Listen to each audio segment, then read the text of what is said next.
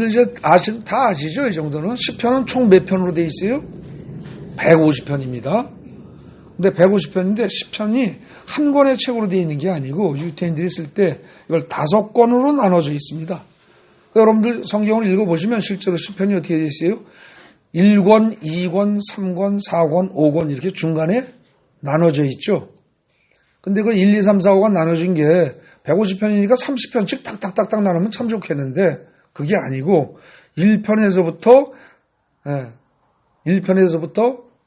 몇 편까지 나가요? 찾아보세요. 한번 실제로. 처음 것만 찾아보십시오.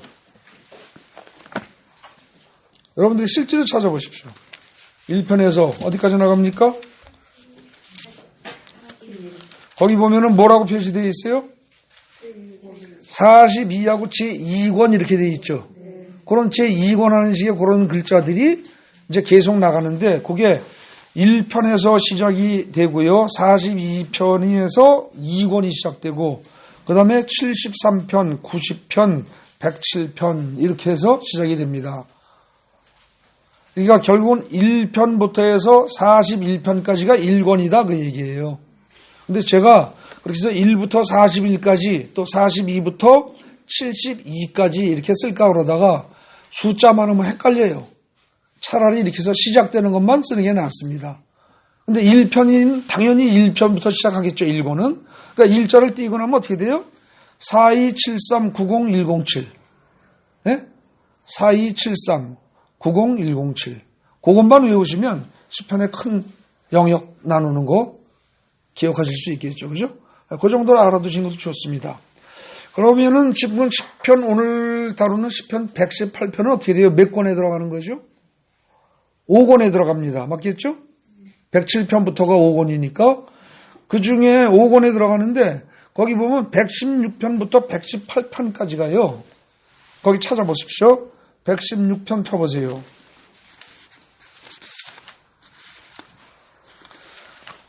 아, 116편을 보면은 여호와께서 내 음성과 내 간구를 들으심으로 내가 그를 사랑하는도다 하고 나옵니다. 조금 길죠? 117편은 짧고요. 118편도 깁니다. 예. 그런데 이 세 개가 116, 117, 118편 이 세 개가 6월절 만찬이 끝난 후에 이스라엘 백성들이 같이 부르는 노래입니다. 이게 원래가. 예. 그 중에 이제 마지막 게 118편이라는 거죠. 그 정도는 상식적으로 알아두시는 게 좋습니다. 그러니까 6월절 만찬이 끝난 후에 부르는 거니까 어떻게 했어요? 6월절이라는 게 어떤 거죠? 6월절이라는 게 이스라엘 백성들이 출애굽할 당시에 마지막에 장자의 죽음이 다 있던 그날 밤에 6월절 만찬을 하죠. 그래서 양을 잡아서 피를 바르고 그리고 그 양고기를 먹고 그리고 집안에 있으면 어떻게 됩니까? 안 죽죠. 그게 꼭 이스라엘 백성이 아니라 누구라도 그렇게 하면 안 죽습니다. 이방인도. 근데 유태인이라 할지라도 이스라엘 백성이라 할지라도 그 말을 안 지키면 그날 밤에 장자가 죽어나가는 겁니다. 예. 이제 그런 행사를 하는 거니까 그런 만찬이 끝나고 나서 백성들이 합창하는 노래니까 대개 어떤 거겠어요? 구원에 대해서 감사하는 거예요. 그죠? 구원에 대해서 감사하는 노래. 그런 노래입니다. 그리고 이 시편 118편은 그 아래 보십시오. 역경 중에 처한 자신을 구원해 주시고 전쟁에서 승리하게 하시는 등 인자를 베푸신 하나님께 감사하고 이스라엘 백성을 찬양으로 초대하는 노래. 그러니까 이스라엘 백성들아 다 같이 찬양하자. 이 얘기하는 겁니다. 전체적인 내용이. 그리고 그 아래 내용 구성 보세요. 거기 보면은 A, B, C, D에서 나눴는데요. 이거 학자들이 이렇게 나눠가지고 무지무지하게 복잡하게 또 긴 얘기합니다. 근데 그거 다 필요 없습니다. 다만 여러분들이 조금 좀 기억해 두실 거는 거기 A, B, C, D 한 거를 여러분들 현재 보고 있는 성경책에 볼펜 같은 거 가지고 있으면 표시해 놓으십시오. 1절부터 4절까지, 그러니까 4절, 5절 사이에 살짝 끊어 놓으세요. 4절, 5절 사이에. 내 책 아니어도 괜찮습니다. 끊어 놓으십시오. 거기까지가 한 덩어리고요. 그 다음에 5절부터 21절까지가 또 한 덩어리입니다. 그리고 22절부터 27절까지. 그리고 끝에 28, 29절. 네. 그런 정도로 크게 몇 개로? 4개로 나눌 수 있다는 거죠. 그리고 이제 그 두 번째 단락 같은 경우에 5절부터 21절을 또 잘게 나누면 거기 여러분들 기록되어 있죠. 주보에 요약되어 있죠. 그렇게 나눌 수 있는데 뭐 그것까지 몰라도 됩니다. 그거 다 알면은 그 골치 아픕니다. 그러니까 나중에 혹시 따져보고 싶은 분은 그걸 참고해서 한번 읽어보십시오. 그리고 1절부터 이제 조금씩 읽으면서 그냥 쭉쭉 읽으면서 보겠습니다. 118편 1절입니다. 자, 같이 읽어봅시다. 여호와께 감사하라. 그는 선하시며 그의 인자심이 영원함이로다. 일단 거기까지입니다. 여기서 꼭 알아둘 게 있어요. 하나. 뭐냐? 감사하라는 말이요. 감사하라는 말이 우리는 그 감사하라는 말 그러면 그 뭐라고 설명해야 되나? 아니, 고맙다는 내 마음의 표시를 한다는 얘기죠. 그죠? 고맙다는 마음의 표시를 얼굴 표정으로 할 수도 있고요. 입으로 말로 할 수도 있고요. 그죠? 아니면 감사의 표시를 무슨 작은 선물로 할 수도 있어요. 그죠?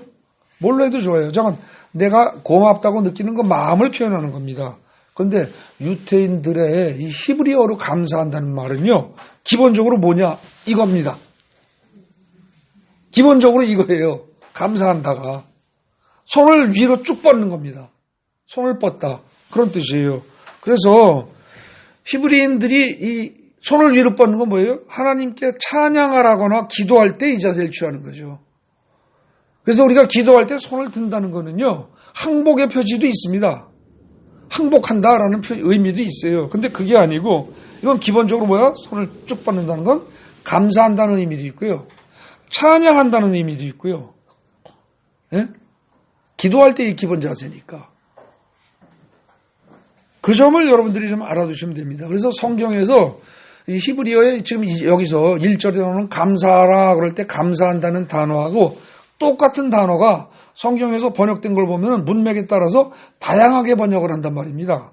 근데 그때 어떻게 했냐? 감사하다로 번역할 때가 있고 고백한다고 할 때도 있고 찬양한다, 자복한다, 인정한다. 그러니까 어떻게 돼요? 거기서 고백하다, 자복하다, 인정하다 그럼 뭐예요? 되게 느낌이 내 죄를 고백한다, 자백한다 이런 느낌이 좀 있죠. 그죠? 그래서 내 죄를 고백한다 그런 느낌도 있고요. 말의 뜻 자체가 찬양한다는 뜻도 있고 감사한다는 뜻도 있고 두 손을 쭉 뻗어 올린다 이런 거예요. 그러니까 이게 어느 하나로 번역할 수 없이 그 의미들을 다 한꺼번에 가지고 있는 말이 바로 이 지금 여기에 감사한다는 말이라는 거죠. 그 점을 여러분들이 생각하면서 1절을 다시 읽어보세요. 여호와께 감사하라. 그러면 우리는 단어가 한국어로 감사니까 그냥 보통 감사만 생각하는데 이건 그게 아니고 여호와께 어떻게 해라? 두 손을 높이 들어 올리고 찬양해라. 그리고 내 마음을 솔직히 다 고백을 해라. 에? 그리고 여호와를 찬양해라. 그런 의미가 한꺼번에 있다는 거죠. 그런 느낌을 가지시고 읽으셔야 됩니다. 네. 그리고 나머지 그냥 쭉 읽으십시오. 어렵게 생각 마시고. 네. 자, 1절 다시 보겠습니다. 여호와께 감사하라. 그는 선하시며 그의 인자심이 영원함이로다. 그런데 거기서도요 조금 보충 설명할 게 있긴 있습니다. 뭐뭐함이로다 그랬는데 이 말을 정확히 요즘식으로 말하면은 번역하면 어떻게 되냐면 뭐뭐하기 때문이다라고 이유를 나타내는 걸로 이해를 하시면 정확합니다. 네? 이유를 나타내는 말로. 근데 이제 우리말에서 뭐뭐함이로다 그러면 그 원인이나 이유를 나타내는 의미가 좀 약하죠. 좀 약해요. 근데 이건 원래는 그런 뜻입니다. 그러니까 여호와께 우리가 감사하고 찬양하고 여호와께 두 손을 높이 들고 기뻐하고 반가워하고 해야 할 이유가 뭐냐? 그의 인자하심이 영원하기 때문이라는 거죠. 그의 인자하심이. 여러분들이 죄를 지을 때 만약에 진짜 나쁜 짓을 하고 죄를 졌다. 하나님을 무시하고 하나님을 모독하는 발언을 했다. 하나님을 요즘 세상 말로 왕무시했다. 그럴 때 화가 나서 하나님이 만약에 죽이기로 말하면 뭐 저를 포함해서 모든 인간들은 수천 번, 수만 번은 죽었을 겁니다. 근데 가만 놔두신단 말입니다. 절대 그거 가지고 야단 안 치세요. 꼭꼭 참으세요. 오래 참으십니다. 실로 오래 참으십니다. 그래서 그 인자하심이 영원하다는 거예요. 선하심이 영원하고. 그렇기 때문에 우리가 하나님을 찬양해야 한다. 사실 1절에서요. 하나님의 선하심과 인자하심이 영원하지 않고 이게 그냥 불뚝불뚝 그냥 화날 때 우리 화내듯이 성질날 때 말 툭툭 튀어나오듯이 하나님의 선하심과 인자하심이 끊어지고 노하심이 툭툭 나온다고 그럴 것 같으면 우리는 하루도 살 날이 없습니다. 그렇죠? 그리고 1절이 어떻게 보면 핵심입니다. 1절이 핵심이에요. 이게 답니다. 그래서 이 1절이 어떻게 돼요? 118편의 맨 끝절 가보십시오. 어떻게 되어 있어요? 여호와께 감사하라. 그는 선하시며 그 인자하심이 영원함이로다. 똑같이 나왔죠. 앞뒤로 반복한 겁니다. 앞뒤로. 그래서 118편은요. 정 바쁘고 시간이 없고 읽어도 무슨 말인지 모르겠다. 그러면 이 1절만 확실히 알면 됩니다. 1절만. 자, 그렇게 하고 그 다음에 보겠습니다. 이제 이스라엘은 말하기는 그의 인자심이 영원하다 할지로다. 이제 아론의 집은 말하기를 그의 인자심이 영원하다 할지로다. 이제 여호와를 경외하는 자들이 말하기를 그의 인자심이 영원하다 할지로다. 2, 3, 4절은 똑같은 방식이고 다만 주어만 달라졌어요. 맨 처음에 어떻게? 이스라엘은 말하기를. 그러니까 이스라엘 직접 직역을 하면 어떻게 됩니까? 이게 야곱의 후손들이죠. 그죠? 야곱의 후손들, 이스라엘 백성들 그 얘기입니다. 이스라엘 나라라기보다는 야곱의 후손들은 말하기를 인자심이 영원함이로다 할지로다. 그의 인자심이 영원하다 할지로다. 그러니까 입으로 말하라는 겁니다. 입으로 말하라는 거예요. 마음속에 넣고 있으면 안 돼요. 여러분들 감사하다는 말을 해야 감사지 마음속으로만 느끼고 있으면 감사합니까? 아니에요. 그죠? 집에서 이거 나도 이런 말 잘 하는지 못하는지 모르겠지만 여자들이 음식을 만들어 오면 먹으면서 맛있다. 부인에게 감사하다고까지는 안 해도 맛있다는 말 한마디만 해줘도 여자들 입장에서는 굉장히 기분이 좋습니다. 근데 맛이 어때라고 물어봐도 입 꾹 다물고 먹기만 하면 불쾌하죠. 그죠? 기분이 좋을 수가 없습니다. 말하면서 저도 잘했는지 좀 찔리긴 합니다만 그게 사실 객관적으로 그렇게 우리는 감사하다는 것을 말로 해야만 합니다. 좋다는 걸 표현하는 것이 원칙입니다. 그래서 지금 거기 보면 2절, 3절, 4절에서 뭐라고요? 이제 이스라엘은 말하기를 그의 인자심이 영원하다라고 해야 할 것이다 이 말입니다. 그죠? 그러면서 이스라엘 백성들은 그래야 한다. 아론의 집은 이 말은 뭐예요? 제사장 가문은 이 얘기입니다. 맞죠? 그럼 여러분들은 해당 사항 없어요? 목사인 저 같은 사람만 해당되는 거예요? 아닙니다. 오늘날의 신약시대에서 여러분들은 어때요? 평신도는 다 하나같이 모두가 제사장입니다. 그죠? 만인 제사장 시대가 오늘입니다. 그래서 평신도라고 해서 제사장이 되지 말라는 법이 없어요. 그러니까 평신도가 제사장이 아니다라고 하면 여러분들 가정예배를 가장이 드릴 수 있어요? 없어요? 안 되는 거예요, 원래는. 근데 오늘날에는 누구나 다 대만인 제사장이란 말입니다. 그렇기 때문에 누구나 다 예배를 인도할 수 있어요. 그러니까 집에서 아버지가 예배를 인도할 수도 있고 어머니가 할 수도 있고 자녀가 할 수도 있는 겁니다. 그렇기 때문에 여기서 지금 아론의 집은 말하기를 그의 인자심이 영원하다 할지로다 했을 때 이건 나하고 해당 사항 없다가 아니라 오늘날 우리로서는 여러분들에게도 다 해당되는 말입니다. 그리고 그 다음에 이제 여호와를 경외하는 자는 말하기를 여호와를 경외하기만 한다면 누구든지 해야 할 말이 뭐다? 꼭 입으로 발설해야 할 말이 뭐다? 그의 인자하심이 영원하다. 그의 인자하심이 영원하다. 이게 굉장히 큰 은혜라는 거예요. 그리고 이걸 우리가 입술로 고백하고 시인하고 선포할 때 하나님이 무척 기뻐하십니다. 그러니까 여러분들 기도 어렵게 유창하게 막 그렇게 많이 하는 건 같이 않으셔도 돼요. 제가 그 전에 그 신앙생활 하들 초기에 남들처럼 유창하게 기도를 해보려고 해가지고 전능하시고 천지를 만드시고 우리의 모든 죄를 사해 주시고 어떠시고 그러면서 그 앞에 수식어를 한 30개쯤 찾아가지고 붙여서 글을 써놓고 그걸 읊으면서 해봤어요. 그런데 하나님이 금방 그러시더라고요. 얘야 고만해라. 수없이 듣는다 그러시더라고요. 가슴으로 확 와요. 근데 그거 말고요. 그냥 가만히 있다가 하나님 정말 고마워요. 또 한참 있다가 정말 감사합니다. 그리고 마음에서 우러나는 그냥 단순한 한두 마디를 하나님이 기뻐하세요. 그러니까 지금 여기 이 부분도요. 그냥 참 하나님의 인자하심은 정말로 영원합니다. 영원히 인자하신 하나님 감사합니다.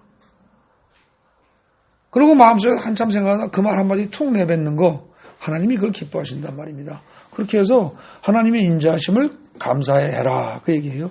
그 다음에 이제 그 다음에 5절부터 보면 쭉 읽어봅시다.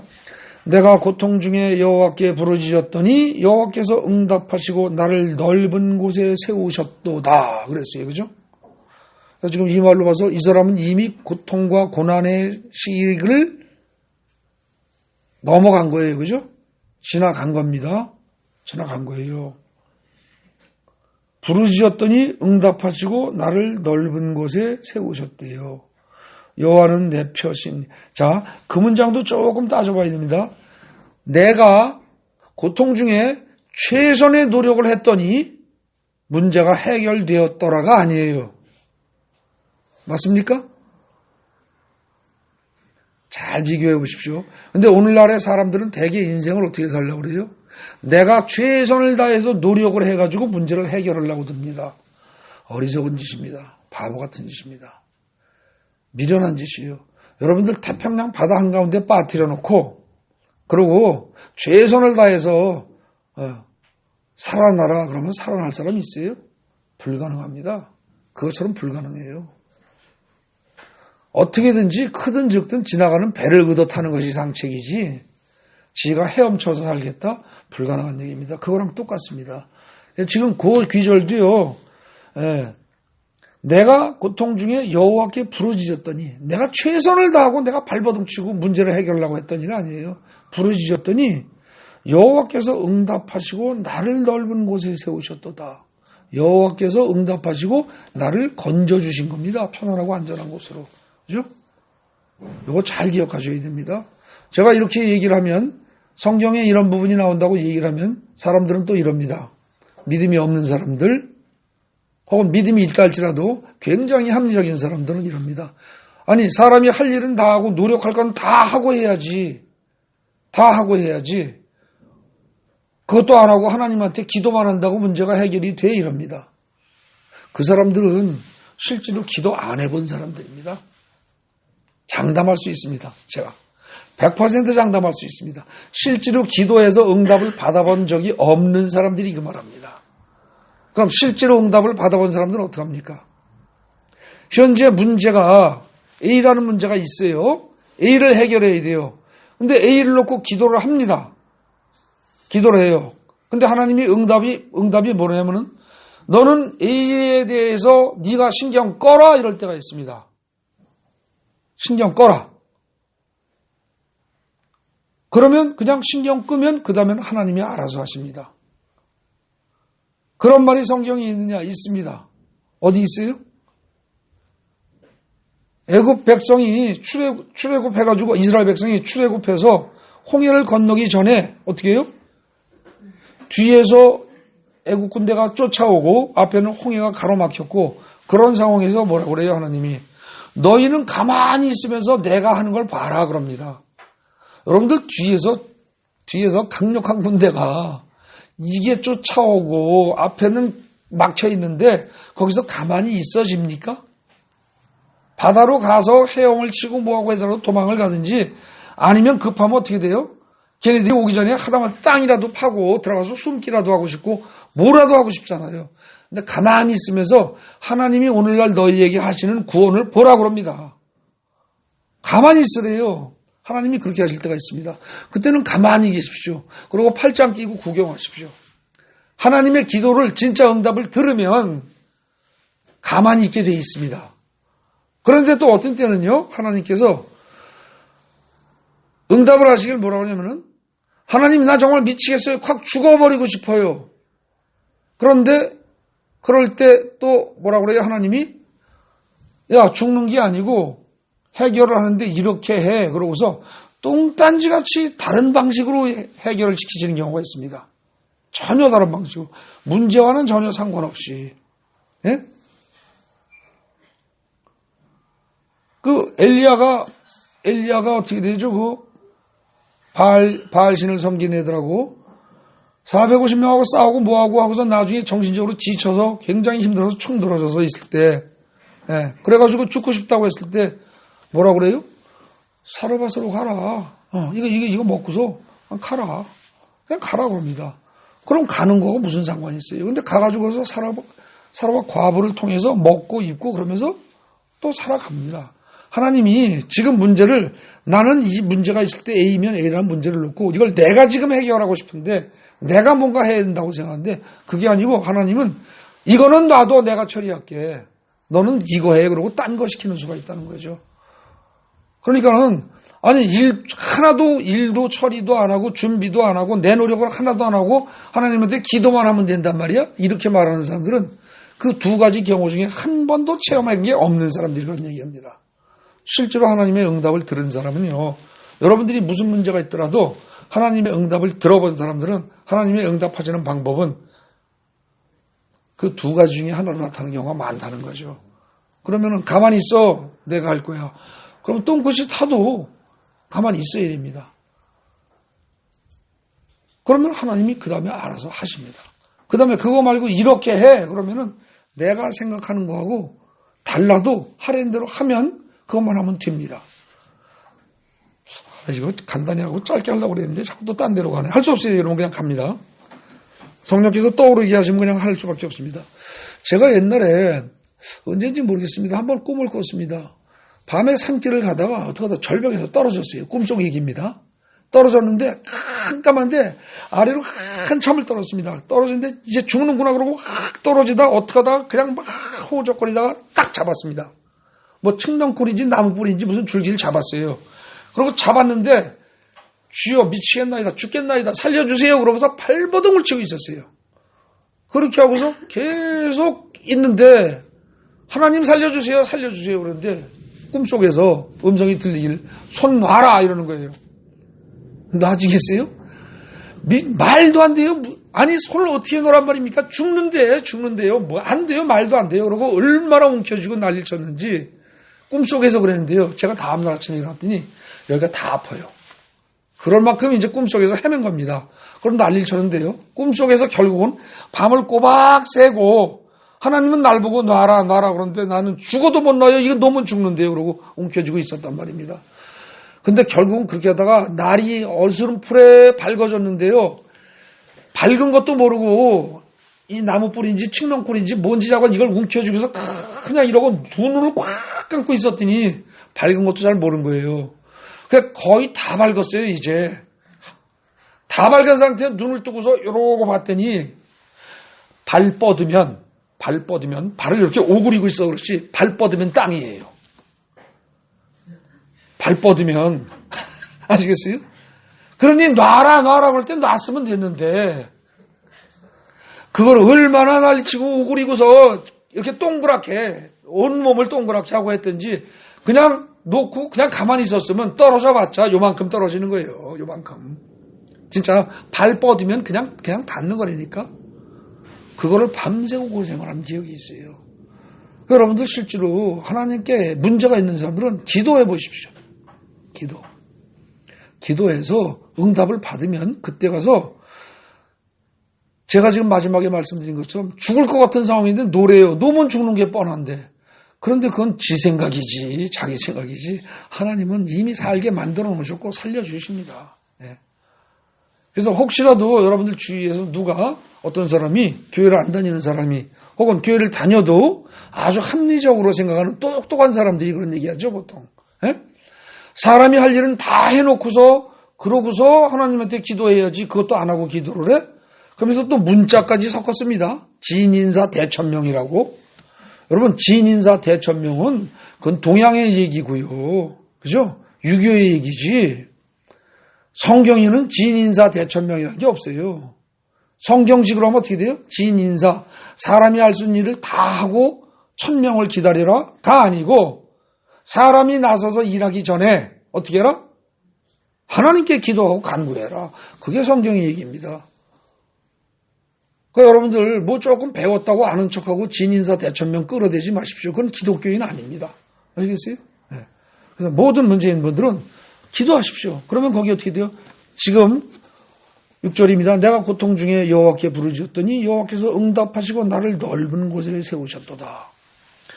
그리고 이제 그 다음부터 봅니다. 여호와는 내 편이시라 내가 두려워하지 아니하리니 사람이 내게 어찌할까? 하나님이 내 편이시기 때문에 사람이 나에게 해코지 하려고 들고 나를 공격하려고 해도 나 눈 하나 깜짝 안 한다. 그 얘기입니다. 여호와께서 내 편이 되사 나를 돕는 자들 중에 계시니 그러므로 나를 미워하는 자들에게 하나님이 보응하시는 것을 내가 보게 될 것이다. 나한테 지금 오히려 나를 억누르고 막 짓밟으려고 들어? 너네들 이놈들아 조만간에 하나님이 아주 깡그리 쓸어버릴 거야. 그 얘기입니다. 여호와께 피하는 것이 사람을 신뢰하는 것보다 나으며 맞습니다. 여호와께 피하는 게 사람을 신뢰하는 것보다 낫습니다. 여러분들 먹고 사는 문제, 돈 문제, 질병의 문제 그거 가지고 사람들은 자꾸 학연, 지연, 뭐 이것저것 따지면서 인맥 따지면서 아는 사람 통해서 내가 아는 내가 무슨 대학 병원장을 한다는 등 거기에 무슨 전문의 박사를 한다는 등 그래서 자꾸 병이 있으면 사람 찾고 좋아합니다. 사람 찾기 좋아합니다. 사람이 못 고칩니다. 못 고치는 병이 허다해요. 의사가 고치는 병이 얼마 안 된다는 걸 의사들이 제일 잘합니다. 우리가 보기엔 의사가 전지전능에 가까운 것 같지만 천만의 말씀, 의사들이 고치는 병이 진짜 얼마 안 된다는 건 의사들이 제일 잘한다고요. 그래서 우리가 문제가 생기면 병이 됐든 뭐가 됐든 1차적으로 하나님께 피하는 것이 사람을 신뢰하지 말고 하나님께 피하는 것이 낫다는 거죠. 그 다음 여호와께 피하는 것이 고관들을 신뢰하는 것보다 낫도다. 돈 있고 권력 있고 능력 있고 모든 거 다 갖췄다는 사람들 그 사람들 의지에도 빤한 겁니다. 한계가. 예. 하나님께 피하라는 거예요. 문나라가 나를 에워쌌으니 내가 여호와의 이름으로 그들을 끊으리로다. 여기 번역 조금 잘못됐습니다. 문나라가 나를 에워쌌으니가 아니라 쌌으나입니다. 쌌으나. 예, 거기다 여러분 성경책 아니어도 거기다 저만 하나 찍어서 고쳐놓으십시오. 에워쌌으나 내가 여호와의 이름으로 그들을 끊으리로다. 그들이 나를 에워쌌으나 거기도 틀렸습니다. 쌌지만 내가 여호와 이름으로 그들을 끊으리로다. 자, 문나라가 주위에 수없이 많은 나라들이 나를 다 공격을 하고 있어요. 그러면 이길 수가 없어요. 그런데도 불구하고 나를 둘러싸고 공격을 하는데 그런데도 불구하고 나는 그들을 끊어버릴 수가 있어요. 다 잘라버릴 수가 있어요. 어떻게 해서? 여호와의 이름으로. 오늘날로 말하면 뭐예요? 예수 이름으로. 그죠? 여러분들 환자들 기도할 때 목사님들이 기도할 때 뭐라 그래요? 예수의 이름으로 명한다? 병은 떨어져 나가라. 이러지 않습니까? 그렇게 할 때 어떻게 돼요? 내 능력으로 그게 병이 떨어져 나가는 거예요? 아니에요. 예수의 이름으로 명한다. 떨어져 나가라. 라고 하는 순간 어떻게 돼요? 예수님이 책임을 지세요. 왜? 예수님의 체면이 걸린 문제이기 때문에. 아시겠어요? 여러분 자식들이 아버지의 카드를 들고 나가서 돈 쓸 수 있죠. 피자 사 먹고 옷 사고 할 수 있잖아요. 아버지의 카드를 들고 나가서. 아버지의 이름으로 된 카드예요. 그런데 그걸 자식이 쓸 수 있단 말입니다. 그거랑 똑같은 거예요. 오늘날 그리스도인들에게 주어진 아주 끝내주는 그야말로 제일 좋은 카드, VIP 카드. 그게 뭐예요? 예수의 이름입니다. 예수의 이름으로 명령하십시오. 그럼 어떻게 돼요? 사람들은 무시하고 안 듣습니다. 안 믿는 사람들은 콧방귀 낍니다. 믿는 사람들도 예수 이름으로 어쨌다고 해도 믿는 사람들도 의심을 합니다. 그런데 예수 이름으로 하고 명령을 하면 사람이 아닌 귀신들은 일단 듣습니다. 무조건 듣습니다. 들을 수밖에 없는 이유가 하나님이 역사하시기 때문입니다. 여러분들 예수 이름으로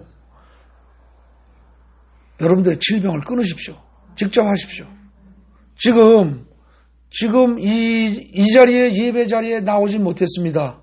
그런데 지금 분명히 영상으로 줌으로 예배 같이 드리고 있습니다. 여러분들 잘 아시죠? 얼굴은 모르는 분도 있을지 모르지만 정치라고 그분이 최근에 방언기도 틀어놓고 여기 간 부위가 항상 아픈 사람입니다. 숨을 들이쉬고 내쉴 때마다 간이 찌릿찌릿하고 아프단 말입니다. 왜? 간암 때문에. 그런데 이게 통증이 심해질 때 본인이 여기다 대고 예수 이름으로 명하느니 통증은 사라질지어다 그러고 명령하는데 본인이 기도해도 사라진단 말입니다. 지금 이 예배 지금 줌으로 듣고 있습니다. 근데 제가 본인이 듣고 있는 걸 보고 있는 걸 아는데 제가 거짓말하겠어요? 그분 믿음이 오래된 믿음이 아닙니다. 완전 초신자입니다. 완전 초신자. 거의 믿음이 없는 분이라고 봐도 됩니다. 그런데도 불구하고 여기다 대고 예수는 병원이 통증은 사라져라는데 즉시 사라진대요. 즉시. 예. 여러분들도 예수 이름이라는 그 놀라운 그야말로 권능의 카드로 모든 문제들을 끊으시기 바랍니다. 그 다음 봅니다. 그들이 나를 애워싸고 애워쌌으나 내가 여호와의 이름으로 그들을 끊으리로다.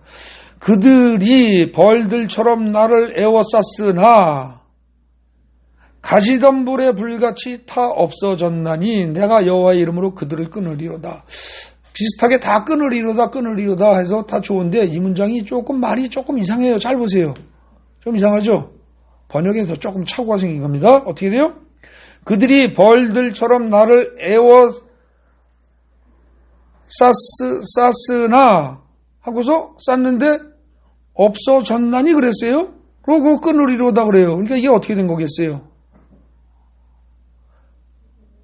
거기 가시덤불에 불같이 타 없어졌나니 하고 과거형으로 썼는데 그게 아니고 없어지리니 그게 낫습니다.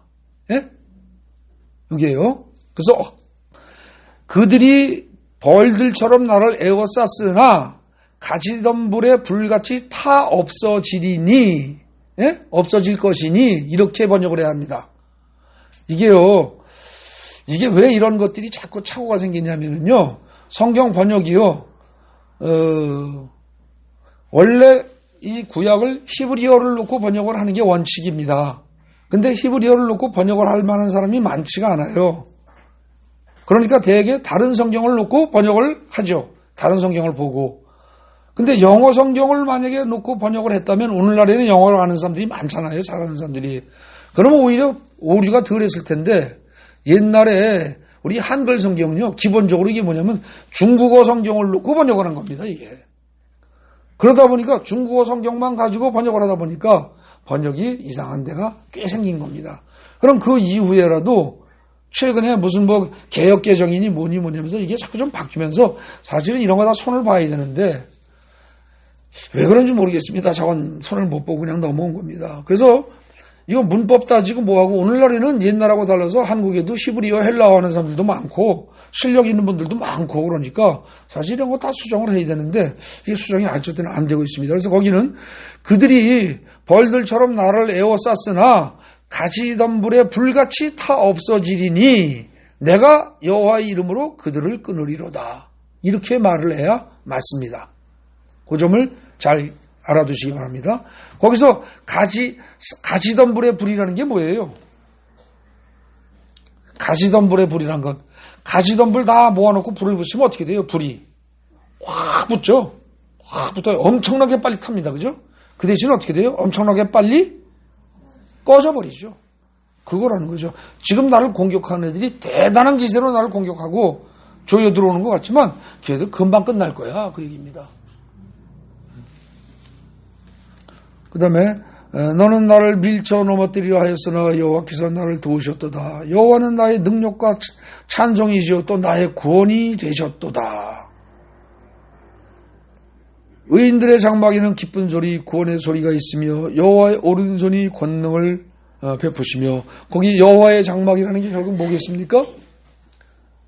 여호와의 장막이 이때 이스라엘 사람들이 말하는 여호와의 장막이란 성막이에요. 그죠? 성막이고 성전이에요. 광야 시절에는 성막이고 그 다음에 솔로몬 시절에는 솔로몬 성전이고 그렇게 되는 거죠. 근데 오늘날에는 어떻게 돼요? 의인들의 장막에는 기쁜 소리, 구원의 소리가 있으며, 그럴 때 의인들의 장막이라는 거, 이거 뭐 의인들의 장막이니까 의인들이 모이는 집, 그럼 어때요? 성전 그럴 수도 있고, 그 다음에 오늘날의 의인들의 장막 그러면 이걸 그냥 글자 그대로면 믿는 자들의 집 그럴 수도 있고요. 그죠? 그리스도인들이 사는 집이에요. 그럴 수 있는 겁니다.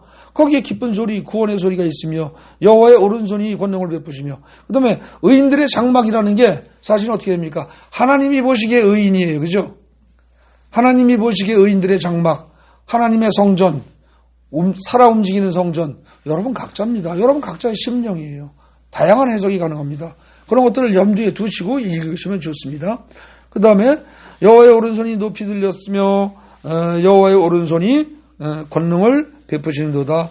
내가 죽지 않고 살아서 여호와께서 하시는 일을 선포하리로다. 이건 지금 무슨 얘기예요? 내가 죽지 않고 살아서 여호와께서 하시는 일을 선포하리로다. 지금 내 상황이 거의 죽을 지경이다 이 말이에요. 근데 절대로 죽지 않고 하나님이 살리셔서 결국은 여호와의 영광을 선포하게 하실 것이다. 지금 그 얘기입니다. 여호와께서 나를 심히 경책하셨어도 죽음에는 넘기지 아니하셨도다. 네, 맞습니다. 실제로 여러분들 대개 지금 고난을 겪고 있는 사람들은 그것이 인간관계 문제이든 돈, 물질의 문제든 질병의 문제든 죽을 지경일 겁니다. 아우, 차라리 죽고 싶어. 그냥 죽을 수만 있으면 그냥 가고 싶어. 이 생각이 드는 사람들 많이 있을 겁니다. 인생 살다 보면 그런 생각 듭니다. 그런데 하나님은 어떻게 해요? 거기 나온 것처럼 여호와께서 너를 심히 경책을 하시고 야단을 치고 꾸짖고 하시더라도 죽음에는 넘기지 않습니다. 절대 넘기지 않습니다. 이건 마치 뭐하고 똑같아요? 금이나 은을, 순금이나 순은을 만들려면 도가니 속에 집어넣고 불 속에 집어넣죠. 그죠? 불 속에 집어넣어서 완전히 다 금 덩어리가, 은 덩어리가 완전히 녹아서 물처럼 녹을 정도로 자기 형태를 유지하지 못하고 자기 본성을 유지하지 못할 정도로 다 완전히 녹아버릴 때까지 열을 가합니다. 죽을 맛이죠. 그렇게 돼야만 찌꺼기가 사라지고 순금과 순은이 나옵니다. 그래서 사실은 우리의 고난이라는 과정은 영적으로 순금을 만들고 순은을 만드는 과정입니다. 이게. 네. 그래서 거기에 지금 경책하서 죽으면은 넘기지 아니하셨도다. 내가 의의 문들을 열지어다. 내가 그리로 들어가서 여호와께 감사하리로다. 의의 문을 열고 들어가면 의인들이 있습니다. 의인들이 있는 곳이 곧 어디입니까? 천국입니다. 그죠? 네. 그렇게 이해하셔도 됩니다. 그 다음에 이는 여호와의 문이라 의인들이 그리로 들어가리로다. 주께서 내게 응답하시고 나의 구원이 되셨으니 내가 주께 감사하리다. 건축자가 버린 돌이 집 모퉁이의 머릿돌이 되었나니 이는 여호와께서 행하신 것이요 우리 눈에 기이한 바로다. 이거 어디서 본 적이 있죠? 신약에서 나왔죠? 예수님이 말씀하신 겁니다. 우리 얼마 전에 마가복음 할 때도 얘기 나왔었습니다. 거기 건축자들이 버린 돌, 거기도 번역 잘못됐습니다. 정확히 얘기하면 건축자가 버린 돌이 아니라 건축자들입니다. 한 사람이 버린 게 아니에요. 누가 봐도 저건 쓸모없다고 버린 돌이라는 겁니다. 여러 사람들이, 세상적으로 잘났다는 모든 사람들이 보기에 쓸데없는 돌이라고 버린 돌이, 그것이 어떻게 돼요? 집 모퉁이의 머릿돌이 되어서 새로운 건축이 이루어졌다는 겁니다. 만인에게 손가락질 받은 그 사람이 사실은 어떻게 돼요? 굉장히 중요한 사람으로 하나님이 쓰신다는 겁니다. 여러분들 혹시 여러분들이나 여러분들의 자녀들 중에서 뭔가 실패하고 일이 잘 풀리지 않고 그래서 패배의식에 이렇게 그야말로 빠져있는 사람들이 있을 수 있습니다. 그런 아이들한테 집에 가서 자녀들에게 이 귀절 잘 들려주십시오. 뭐라고요? 건축자들이 버린 돌이 집 모퉁이의 머릿돌이 되었다. 이게 예수님을 두고 한 말이기도 합니다. 그런데 오늘날에도 많이 배우지도 못하고 돈도 없고 아무것도 잘난 것도 없고 내세울 게 하나도 없는 것 같은 그런 사람들을 어떻게 해요? 하나님은 들어서 쓰십니다. 그런 사람들을 들어서 쓰세요. 어떻게? 집 모퉁이의 머릿돌로. 그래서 그게 도대체 우리 눈에 보기에는 신기하다는 거예요. 이건 하나님이 하신 건데 신기하다는 거죠. 쓸모없는 돌을, 누가 봐도 쓸모없는 돌을 그걸 가지고 집을 질 때 머릿돌로 써서 전체적인 틀을 형성을 하는 그런 역할을 하도록 한다는 거죠. 거기 그 22절과 23절 이거를 꼭 이게 예수님에게만 적용되는 기절이 아니에요. 여러분들 자기를 자학을 하고 실망에 빠져서 나는 못나니라고 생각하고 내 인생은 끝났어. 이제는 나는 나이가 많아서 인생 끝났어. 이렇게 생각하고 하는 사람들. 그런 사람들에게도 적용이 됩니다. 나는 쓸모없는 존재야. 이렇게 자학을 하고 포기하는 사람들에게 굉장히 의미 있게 힘이 될 수 있는 그런 기절입니다. 그 다음에 이 날은 여호와께서 정하신 것이라 이 날에 우리가 즐거워 기뻐하리로다. 이게 이제 뭡니까? 여호와께서 그 보잘것없는 버려진 돌을 모퉁이 돌로, 그죠? 새로운 건축물을 모퉁이 돌로 쓰시고자 해서 정하신 날, 구원의 날입니다. 이게 구원의 날이에요. 결국은 이 날은 여호와께서 정하신 것이라 이 날에 우리가 즐거워 기뻐하리로다. 여호와여 구하옵나니 이제 구원하소서. 여호와여 우리가 구하옵나니 이제 형통하게 하소서. 거기서요, 지금 거기서 여호와여 구하옵나니 이제 구원하소서 하는 말이 있죠. 이제 구원하소서. 그거를 히브리어로 세 글자로 표현한 게 호산나입니다. 여기에요. 네. 거기다가 이제 구원하소서 그 부분을 거기다 그어놓고서 호산나 그렇게 써놓으세요. 예. 그 다음에 여호와 이름으로 오시는 자가 복이 있으며 우리가 여호와의 집에서 너희를 축복하였도다.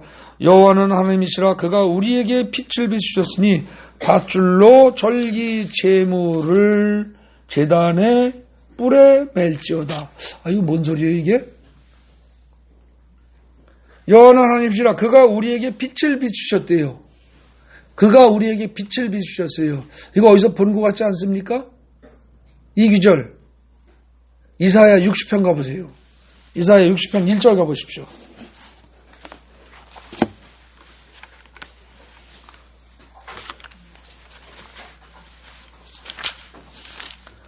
찾으셨어요? 뭐라고 되어 있어요? 일어나라 빛을 발하라 이는 네 빛이 이르렀고 여호와의 영광이 네 위에 임하였음이니라. 이거 우리가 여기 이사하기 전에 먼저 교회 문 입구에 세로로 써붙여놨던 귀절입니다. 일어나라 빛을 발하라 이는 네 빛이 이르렀고 여호와의 영광이 네 위에 임하였음이니라. 자, 빛을 발해야 할 주체가 누굽니까?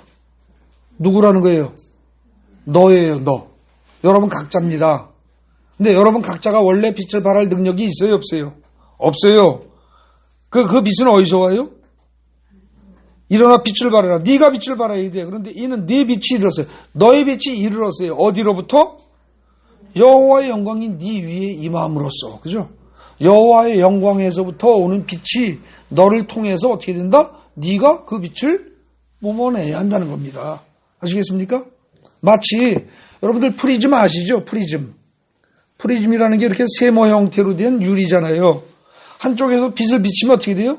이 빛이 작은 빛을 비치면 이 빛이 프리즘을 통해서 나가면서 어떻게 됩니까? 무지개 색깔로 아주 화려하게 이쁘게 쫙 색깔이 갈라지죠. 그것처럼 여호와의 영광이 너희들에게 임했기 때문에 너희들이 세상에 빛이 되어야 한다. 소금이 되고 빛이 되라.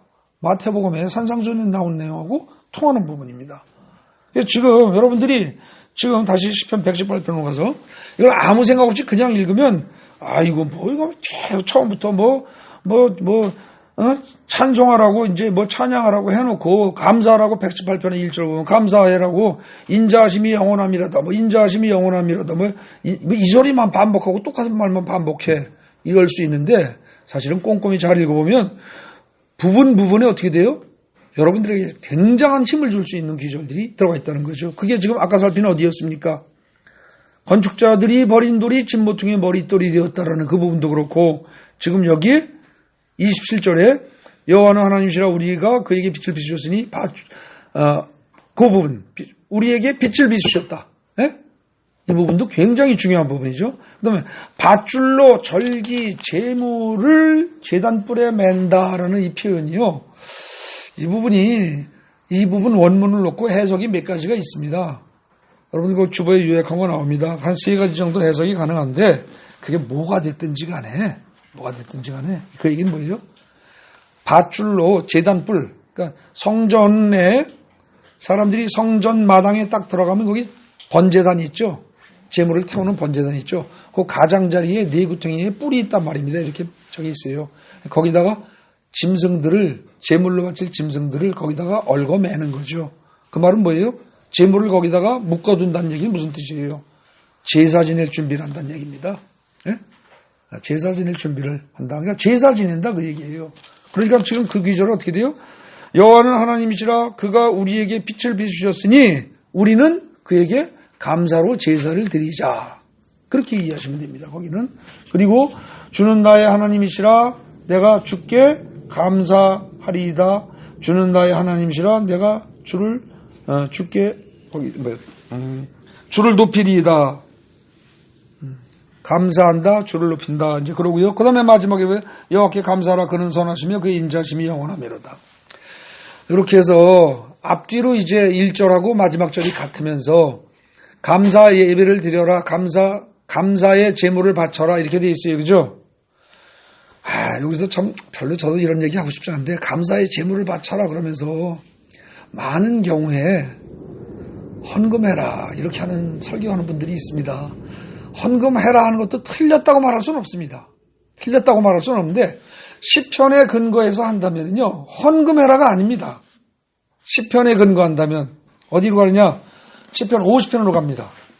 시편 50편 가보세요.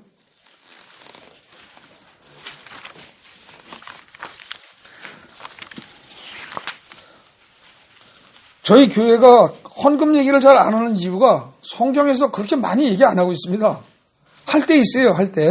제가 언젠가는 아마 헌금 얘기를 설교를 할 때가 한 번쯤은 있을 겁니다. 근데 그때는 몰아서 내가 깡그리 뒤지면서 하겠지만, 시편 50편 보십시오.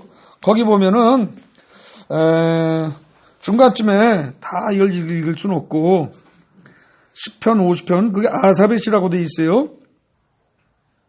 7절 정도부터 보십시다. 7절부터. 보세요, 거기. 쭉 읽겠습니다. 내 백성아 들을지어다. 내가 말하리라. 이스라엘아 내가 네게 증언하리라. 나는 하나님 곧 네 하나님이로다.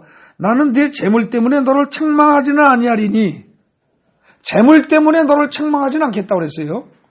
재물은 큰 문제 안 된다는 거예요. 네 번제가 항상 내 앞에 있음이로다. 번제라는 건 뭐예요? 사실은 번제는 다 태워서 죽이는 거예요. 태워 죽여서 완전히 태워 없애는 거예요. 여러분들이 자만 다 태워 죽인다면 헌금, 감사헌금 한 푼도 안 내도 상관없다는 얘기입니다. 이거 지금. 그 다음에 번제가 있음이로다. 내가 네 집에서 숫소나 네 우리에서 순념소를 가져가지 아니하리니. 야, 내가 너네 집에 있는 숫소나 순념소 가져오라고? 나 그런 거 원하는 신 아니야. 이는 삼림의 짐승들과 뭇산의 가축이 다 내 것이며 산의 모든 새들도 내가 다 알고 걔네들 하나하나 내가 다 안다는 거예요. 산속에 있는 새까지.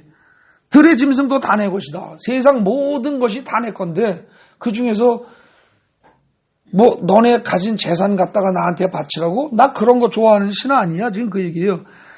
내가 가령 주려도 내게 이르지 아니할 것은 세계와 거기에 충만한 것이 다 내 것이기 때문이다. 내가 하나님이 설령 배가 고파도 너희들 보고 그거 가져오라고 말 안 해. 왜? 세상 모든 것들이 다 내 거니까. 좀 그 얘기예요. 내가 그러면서 그 다음에도 못 알아듣을까봐 13절 이랍니다. 내가 숫소의 고기를 먹으며 염소의 피를 마시겠느냐? 나 그런 거 물질적인 거 관심 없다. 지금 그 얘기예요. 그러면서 뭐라 그래요? 감사로 하나님께 제사를 드리며 지존하신 이에게 내 서원을 갚으며 그 다음에 환난 날에 나를 보라 내가 널 건지니 내가 나를 영화롭게 하리로다. 그랬어요. 그죠? 그러면은 하나님이 진짜 기뻐하시는 건 헌금이에요? 아니면 뭐예요? 헌금 아니에요. 그럼 그 다음에 뭐예요? 14절부터 나오는 감사로 하나님께 제사를 드리며 이거예요. 그죠? 그럼 감사로 하나님께 제사를 드리니까 헌금이 제물이 필요하다는 얘기예요? 얼핏 보면 맞아요. 그죠? 구약의 다른 부분하고 얘기하면 맞아요. 그리고 지존하신 이에게 내 서원을 갚으며 두 가지 했고요. 환난 날에 나를 불러라 세 가지예요. 하나님이 원하시는 건 그 세 가지예요. 뭐라고요? 다시 감사로 하나님께 제사를 지내는 거 하나. 그 다음에 두 번째 지존하신 이에게 네가 서원한 거 네가 약속한 거 갚아라 이겁니다. 네가 네 입으로 네 진심으로 말한 건 갚아라 이거예요. 약속 지켜라. 그 다음에 환난 날에 나를 불러 네가 어렵고 힘들 때 나를 찾아라. 세 가지를 해라. 그러면 내가 어떡한다? 너를 건질 것이다. 그리고 네가 나를 영화롭게 할 것이다 그랬어요. 근데 이 말을 네가 나를 영화롭게 할 것이다 그러니까 많은 사람들은 또 뭐라 그래요? 하나님, 내가 지금 돈을 많이 벌면 나중에 교회에 드리고 하나님의 영광을 위해서 돈 팍팍 쓰겠습니다. 지금 내가 병에 걸려서 죽게 생겼는데 이 병만 낫게 해주시면 내가 나중에 건강해진 다음에 주님을 위해서 내가 어디든 가오리다. 이런단 말입니다. 그런데 그런 해석이 틀린 거 아니에요. 맞긴 맞아요. 근데 50편 그 뒤에 가보십시오. 끝에 가보세요. 맨 마지막 절 23절. 감사로 제사를 드리는 자가 나를 영화롭게 하나니 그의 행위를 옳게 하는 자에게 내가 하나님의 구원을 보이리라. 그죠? 감사로 제사를 드리는 자 그랬어요. 그죠? 그러면 숫소로 제사를 드린 자 그랬습니까? 순양으로 제사를 드린 자 그랬어요? 아니에요. 우리가 하나님 앞에 가지고 갈 최고의 제물은 뭐다? 감사라는 거예요. 마음속에 진심이 들어있는 감사. 그걸 하나님이 제일 좋아하신다는 거예요. 그걸로다가 감사로 제사를 드리는 자가 어떻다고요? 감사로 제사를 드리는 자가 나를 영화롭게 하는 거예요.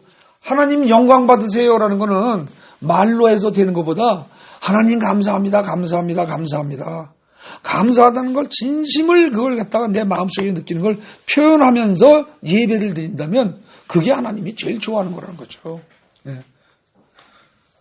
그래서 지금 이 시편 50편에 근거하면은요, 여러분들 헌금을 꼭 내야만 되고 많이 내면 좋아한다. 천만의 말씀 그런 적 없어요. 성경은 그렇게 얘기하고 있지 않아요. 본문을 제대로 의미를 파악을 하면 아까 그랬잖아요. 저기 50편 거기 몇 절이었어요? 50편 13절. 내가 숫소의 고기를 먹고 염소의 피를 마시겠냐? 야, 나 육식동물 아니야. 육식 좋아하는 존재 아니야. 그건 나랑 상관없어. 내가 먹는다면 뭘 먹는다? 너희가 진심으로 올려드리는 감사의 마음을 내가 받는다.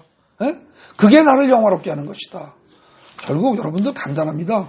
하나님께 영광 돌리고 하나님께 영화롭게 하는 건 간단한 거예요. 평소에 감사가 끊이지 않으면 됩니다. 근데 이 마지막 절은요, 참 또 묘해요. 그렇게 감사를 계속하면 그 다음에 어떻게 된다고요?